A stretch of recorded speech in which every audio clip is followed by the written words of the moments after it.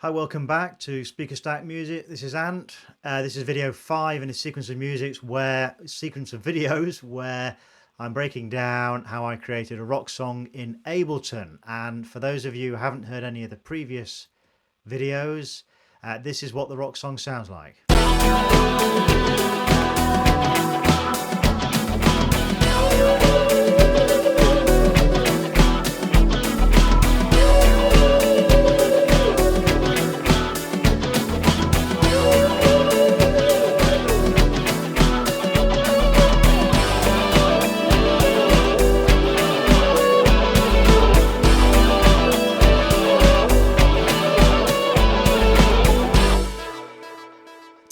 Okay, so that gives you an idea of the sound. There's a lot going on in here. In the first video, as I said, this is video 5. Video 1 was really just giving you an introduction to the song. So if you do want to hear the song in its entirety, please go to the first video in this sequence, in this playlist. Video 2 was having a look at the drum sections, which is from instrument channels 1 through to 8. Video 3 was having a look at the bass synth and the low synth, which was instrument channels 9 and 10. For some reason, I skipped over the bongos. And then video 4 was having a look at the mid synths that we had going on, which was channels 13, 14, and 15. Most of these have been created using Ableton's analog instrument, which you can find in the presets up here, instruments and then analog. And I've given you an idea of what I use to create the sounds in each of those different parts. And I have used Serum as a plugin on one of the instruments on the voice effect. Onto the guitars. So a lot of guitars in this track, as you'd expect. It's a rock song. It's very Led Zeppelin-y. A lot of lead guitar, a lot of power chords. So yeah, 8 different instrument channels for guitar. But before you go running for the hills, just want to say that actually you've only got 4 different kind of guitar parts going on in there. Actually, sorry, 5. Because for the lead guitar, the chorus guitar, and the power chords, I've doubled up the guitar. And then you've got a channel for the guitar riff and a channel for the rhythm guitar. So just an idea of structure. The guitar riff is pretty much going throughout, apart from some drop down sections where I've taken it out. The rhythm guitar is happening at the same time as the chorus guitar, and this is where the song kind of breaks out into a bit of a groove. So as an illustration of one of those sections, I'm just going to play you this little bit here.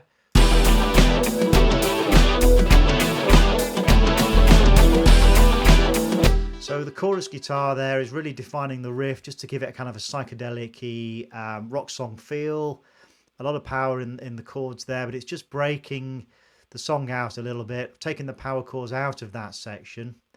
And you've got breaks happening from the 17th to the 25th bar, from the 33rd to the 41st bar, bar 49, 57, and bar 65, 73, and then again at the end for a little bit there.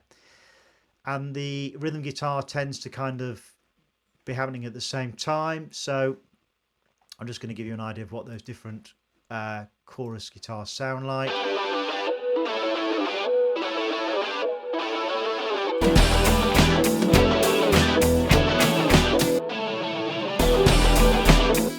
Okay, yeah, so and then for the power chords, loads of these at the start of the song.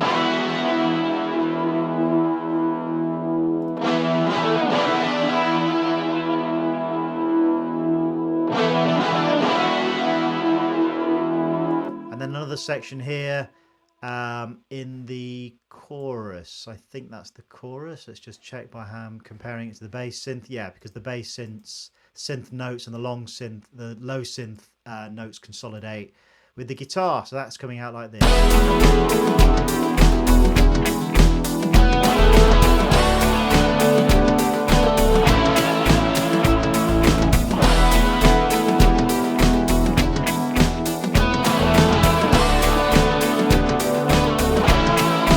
So very much a traditional rock song chorus, because I wanted to kind of consolidate the sound there.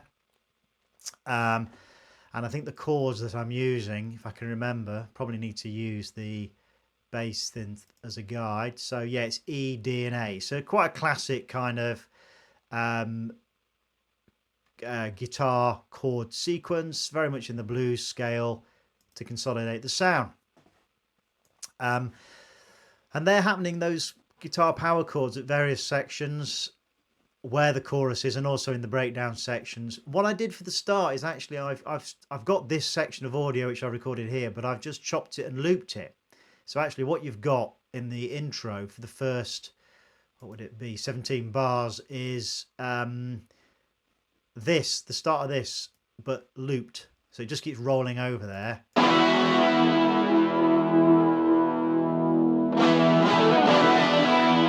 it kind of works because there's a bit of effects on it. I don't think you can tell any different in terms of the sound, but it is a loop there that I've just duplicated 8 times across. So that's the guitar power chords and the chorus guitar. Also recorded some lead guitar, which you've got at the start, and then various sections throughout here, some of which I needed to record in and do overdubs of, which is why you can see it in chunks. And then finally a guitar riff, which we've got in sections here.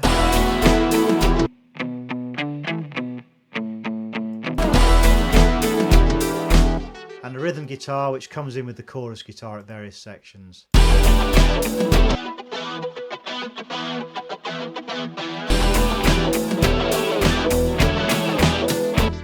So yeah, some of these are quite heavily processed, others aren't so processed. What I would start off by saying is, if you want a really nice guitar sound, then double up on the guitar that you're playing in, but change the tonal settings on the guitar a little bit. Try and play it as exact as you can in terms of what you played before, and it just creates a fuller sound, gives you a really nice tone, and gives you a bit of a chorus effect on it as well. So that's why you've got 2 guitar takes for the lead, 2 guitar takes for the chorus guitar, and 2 guitar takes for the guitar power chord sections. I should have probably called this something else. What I meant by chorus guitar was it has a lot of chorus effect on it. The actual guitar for the chorus section is the power chords and the lead. Didn't double up on the guitar riff and the rhythm guitar. Probably could have done, but there's enough guitar in there as it stands, so didn't want to overwhelm the track. So yeah, doubling up on the guitar, using different tonal settings. I've also used a number of different effects on the guitar parts. So with some EQ going on, some reverb, some chorus, some compression, and some delay. So if I just go in, you'll see that on the guitar riff, there's a couple of EQs there and a saturator just to beef up the sound, because it was quite a low signal that I recorded in on that.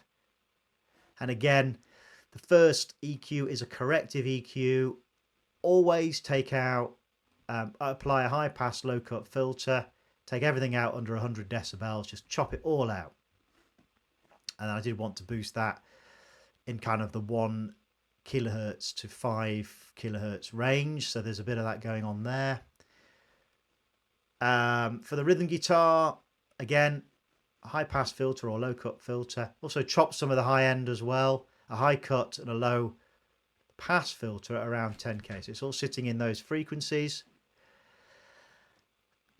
And I've just dipped the, just close the door, the dogs come in. I've just dipped the decibel levels for the rhythm guitar at around 1,000 kilohertz, 1,000 hertz or 1 kilohertz, because that's where I want to position the lead guitar. So what I'm trying to do is I'm basically applying the principle that you can't have all the guitars competing for the volume and space in the track. So some of them have to sit behind other guitar parts, and the most prominent guitar parts that I want to have in the song are the leads. So you'll see I've put a bit of an EQ dip in there. I've also got a second EQ on there, again, just to open out some of that top end, just to kind of enhance the sound I was looking for. And some reverb, because again, I wanted to push it slightly back in the mix, and some chorus, again, because I wanted to push it slightly back in the mix. So that's everything that I use for that. The guitar power chords, again, I haven't done much to these. I've added a bit of compression to both. Some EQ, I should put that in first. Some EQ, which again is a high pass low cut filter on both of those. And then a bit of reverb on the second power chord take, just to give it a bit of space. On the chorus guitar, I think what I used when I recorded this in was a chorus preset on the sound card. Bit of compression just to boost the signal. High pass filter. Again, just position that a little bit higher so it sits above the other guitars. And again, same for this. Should have just dragged that up a bit. So it sits again just above the other guitars. But not much else on the chorus guitar because I used a chorus effect when I recorded it in. And then finally on the lead guitar, again, high pass low cut filter, bit of chorus, a bit of reverb. And I did actually do an EQ sweep on the guitar part because there was a bit of an abrasive sound coming in around here. So again, if you're looking for a video that explains how you do a EQ sweep, please check out my EQ videos part 1 and 2, which you'll find in my YouTube channel, where I just talked to you about how you do an EQ sweep to take out any unwanted kind of abrasive sounds in the frequency range. I've done that on the first guitar take, and on the second, again, an EQ 8 chorus to push it back into the mix a little bit. Some delay on the second guitar, lead guitar, just to fill it out in the sound, and reverb to push it back, and again a bit of an EQ sweep just to take out some of the abrasive sounds. Probably, if I was really wanting to perfect this, I'd probably go in and have a go at doing some EQ sweeping on the chorus guitar here. And on the power chords, I'm sure if I went in there and did that, I'd probably find some sections in the recording that were quite abrasive. So that's probably something I might still look to do. But you can see how I've done it on the lead guitar. It really is a case of just going through the frequency ranges at a high decibel level and then cutting out the sound when you get that abrasive section in the sound.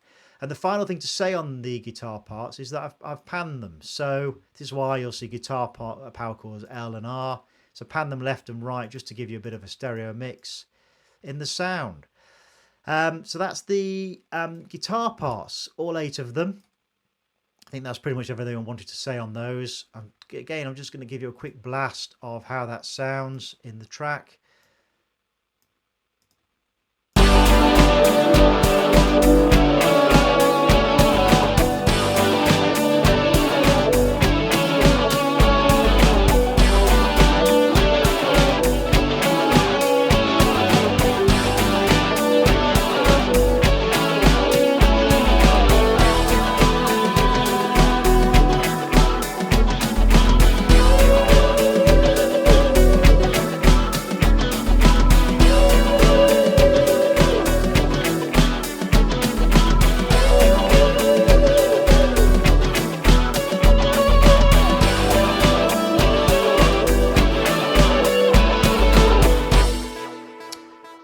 And there you go. So as you say, with the delay, and if you're doubling up on guitar, it does take a bit of practice to get the takes in line and aligned. A little bit of a cheat around that is to use something like delay, because that can then mean that the sound is quite forgiving if you haven't quite played that second take exactly in time with the first take.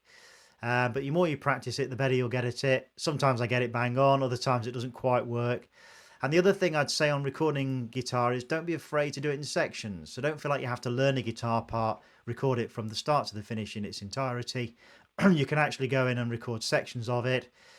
So as you see, I've put in a first section here, and then you need to be poised with your plectrum. But basically when you get to the next bit, hit record, and then just launch into the next section of the guitar part. It means if you do make a mistake on any given section, you don't have to redo the whole thing. You just have to do that section. That's kind of how I use, that's how I work it when I'm recording guitar. I just find it easier, and it does take the pressure off, because there's nothing worse than trying to record the same guitar part over and over again, and you get to the very final couple of bars, you make a mistake and you fluffed it and you have to redo the whole thing. So Obviously, the more and more you do it, the more and more you put yourself under pressure, and the harder it is to get a natural, relaxed performance. So, yeah, it's just a few tips with the guitar. I hope you found that useful.